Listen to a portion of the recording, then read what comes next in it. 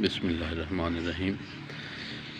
اللہ رب العزت کی رحمت ہر وقت انسان کو پکارتی رہتی ہے، اے میرے بندے اپنے رب کی طرف لوٹا اور لا تقنطوا من رحمت اللہ کی رحمت سے نا امید نہ ہو، مایوس نہ ہو۔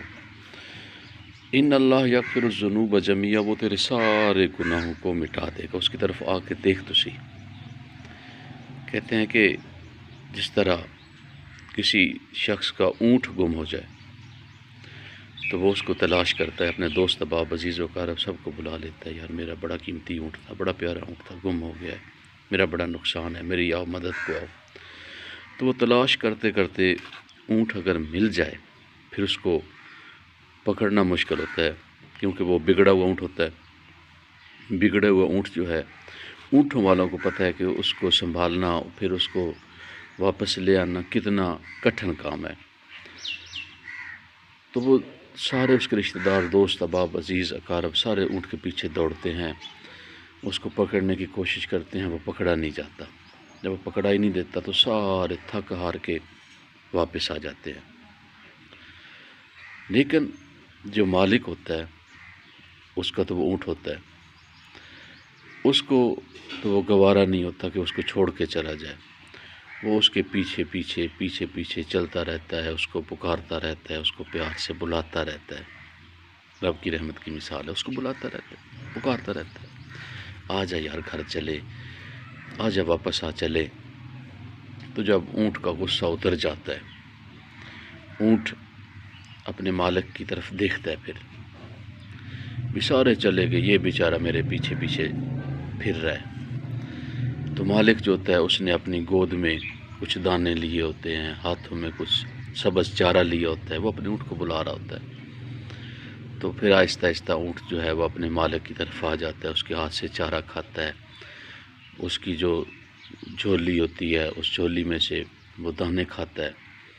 پھر وہ مالک سے پیار کرنے لگ جاتا ہے، مالک جو ہے اس کو ہاتھ پھیرنا شروع کر دیتا ہے، پھر ان کی آپس میں صلح ہو جاتی ہے، تو پھر وہ خوشی خوشی گھر کی طرف آ جاتے ہیں۔ اللہ رب العزت یہی مثال دیتے ہیں، میرے بندے میری رحمت اسی طرح تیرے پیچھے پیچھے چلتی رہتی ہے، میں تو تجھے 70 ماؤں سے زیادہ پیار کر رہا ہوں، 70 ماؤں سے زیادہ۔ میری طرف آ تو صحیح، لوٹ تو صحیح، میری بارگاہ میں حاضر تو ہو، میں تیرے ساری تکلیفیں سارے غم مٹا دوں گا، پریشانیاں دور کر دوں گا، میری بارگاہ میں آ، میری طرف آ۔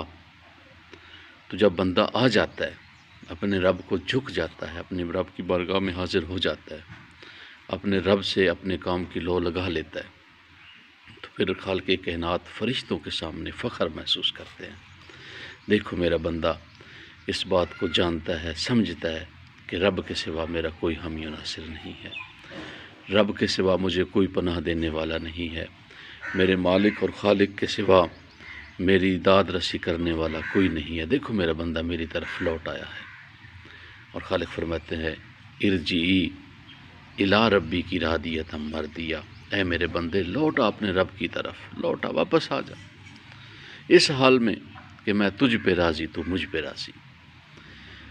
تو انسان اس کا جو نفس امارہ ہے، اللہ کے نبی یوسف علیہ السلام بھی فرماتے ہیں وما ابرئ نفسی ان النفس لامارۃ بالسوء، میں اس نفس امارہ کو بری و ذمہ قرار نہیں دے سکتا، اس کا تو کام ہی ہے انسان کو برائی کی طرف راغب کرنا، شیطانی خیالات انسان میں جو ہے اس کو ابھارنا۔ تو جب نبی جیسی ہستی، پیغمبر خدا جیسی ہستی وما ابرئ نفسی وما ابرئ نفسی پکار رہی ہے، تو ہم تو چیز ہی کچھ نہیں ہے۔ ہمیں تو ہر وقت اپنے رب کی رحمت کی تلاش میں رہنا چاہیے، اپنے رب کی طرف رجوع کرنا چاہیے ہر معاملے میں، ہر بات میں۔ اور جب ہم اس طرف آ جائیں گے، خالق کائنات فرماتا ہے پھر جو میرا ہو جاتا ہے، میری طرف لوٹ آتا ہے، اپنے سارے امور میرے سپرد کر دیتا ہے، پھر میں اس کے سارے کام سنوار دیتا ہوں۔